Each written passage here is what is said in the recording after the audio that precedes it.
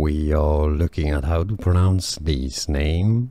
We're going to be looking at how to say more biblical names as well that many mispronounce or get confused by, so stay tuned if you want to learn more names from the Bible. Alright, so how do you say it? Well, in Hebrew, this name is said something along the lines of Arioch. Arioch. Okay.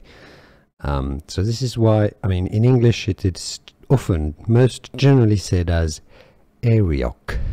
Arioch. Okay, you'll hear most people pronounce it that way. Some say it also as Arioch, which is also correct because it sounds a bit closer to Hebrew. So Arioch, if you know, that's how most people say it in English.